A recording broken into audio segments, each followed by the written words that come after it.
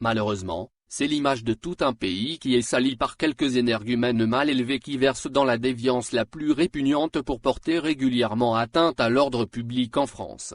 Ces dernières semaines, voire depuis plusieurs mois, de plus en plus de ressortissants ou de migrants algériens sont impliqués dans des actes de délinquance qui ont soulevé l'indignation de l'opinion publique française.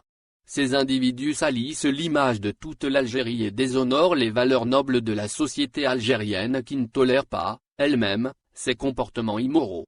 L'implication des migrants algériens dans des graves actes de délinquance en France a pris une dimension alarmante à la suite de l'agression dramatique d'un photographe journaliste à Reims le samedi 27 février dernier. Le photojournaliste Christian Lantenois a été sauvagement tabassé alors qu'il couvrait des regroupements de jeunes dans un quartier prioritaire de la ville de Reims. Une plainte a été déposée et une enquête est ouverte pour tentative de meurtre, selon la AFP. Le journaliste se trouve actuellement hospitalisé dans un état très critique mais stable. Cette agression sauvage a choqué la France entière. Et parmi les auteurs de ce drame, nous retrouvons un jeune ressortissant algérien, un certain Anes Saïd K, âgé de 21 ans qui a été placé, par la suite, en détention provisoire.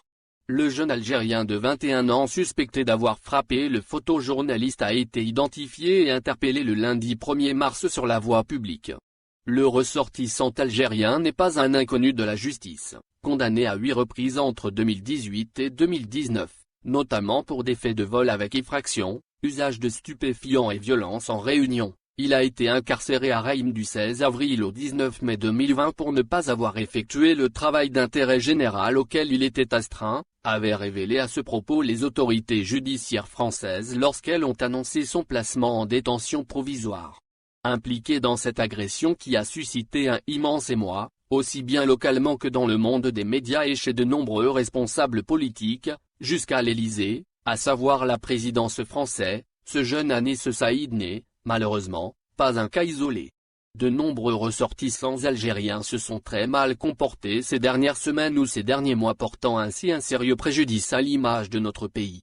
Fin septembre 2020, c'est un autre migrant algérien qui a suscité l'indignation générale lorsqu'il avait agressé 2 jeunes femmes à Nantes pour les violer. Le jeune Algérien, qui était âgé de 29 ans lorsque les faits ont eu lieu, s'est retrouvé dans un feuilleton judiciaire qui a tenu la France en haleine à partir du 28 septembre 2020. Il a été accusé par la justice française d'avoir agressé 2 femmes à Nantes, en octobre et décembre 2017. L'une des femmes a été surprise devant sa porte d'entrée, le matin alors qu'elle essayait d'entrer chez elle. L'agresseur, qu'elle ne connaissait pas, l'a étranglée puis violée. La deuxième femme a été surprise dans sa maison, en pleine nuit, par l'agresseur, qui a brisé une vitre pour entrer chez elle et ensuite l'a violée. L'ADN de ce migrant algérien a été retrouvé sur le corps de la première victime, et dans la maison de la seconde victime. Le jeune homme était connu des services de police, mais sous un autre nom et une autre nationalité. Il avait déjà été expulsé vers l'Algérie en 2017, mais il est revenu en France quelques mois plus tard pour se marier. Fin août 2020, c'est un autre ressortissant algérien qui a suscité un émoi collectif en France. Il s'agit d'un certain Moussa Matri, en fuite lors de sa condamnation en 2018 à 16 ans de prison pour une agression antisémite avec viol à Créteil en 2014, qui avait été interpellé fin juillet en Algérie. Il a été arrêté le 23 juillet par la police algérienne à Magnia, nord-ouest, et incarcéré. Il sera rejugé en Algérie, qui n'extrade pas ses ressortissants comme la grande majorité des pays, pour ce crime. Le fugitif avait été localisé à Magnia dès février grâce aux écoutes et aux surveillances réalisées auprès de son entourage par les enquêteurs français de la Brigade nationale de recherche des fugitifs, BNRF, saisis en janvier. Ce ressortissant algérien est impliqué dans l'un des crimes les plus crapuleux ayant été commis récemment en France. Le 1er décembre 2014, Laurine et son compagnon d'alors, Jonathan, de confession juive, avaient été agressés par 3 hommes, qui les avaient ligotés, bâillonnés avant de fouiller l'appartement à la recherche d'argent liquide, sous prétexte que les juifs, ça met pas l'argent à la banque et menaçant de les buter. La jeune femme avait été violée par l'un d'eux.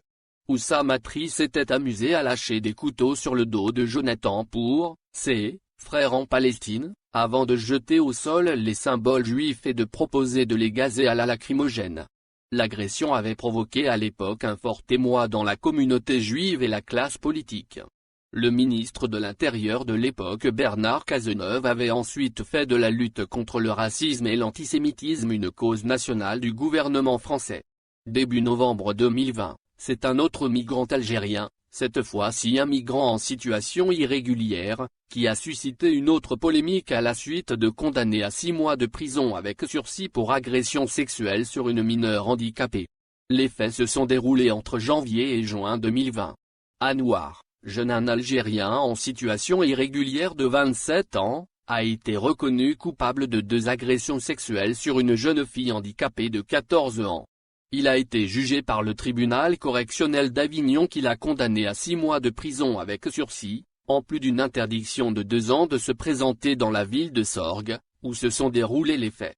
Inscrit au fichier des auteurs d'infractions sexuelles ou violentes, ce ressortissant algérien a, par ailleurs, été reconduit aux Pays-Bas. Il faudra de longues pages pour répertorier tous les faits divers, incidents dramatiques ou actes de délinquance spectaculaires dans lesquels, malheureusement, certains de nos compatriotes ont joué les principaux rôles. Cette criminalité ne peut, naturellement, effacer toute la splendeur et noblesse de la grande communauté algérienne en France qui compte aussi de nombreux médecins, ingénieurs, entrepreneurs ou intellectuels ayant participé au rayonnement de la France. Mais, force est de constater, que ces derniers mois, la multiplication de l'implication des ressortissants algériens dans des actes de délinquance d'une très grande gravité devra nous interpeller sur le danger des fléaux sociaux qui engloutissent de nombreux de nos compatriotes établis en France. Ces comportements nourrissent l'extrémisme et la xénophobie d'une partie de la société française et portent un préjudice à l'image de notre pays. N'est-il pas temps de se mobiliser contre cette délinquance dangereuse pour la dissocier définitivement de l'image de notre pays qui n'a guère besoin d'être rabaissée ?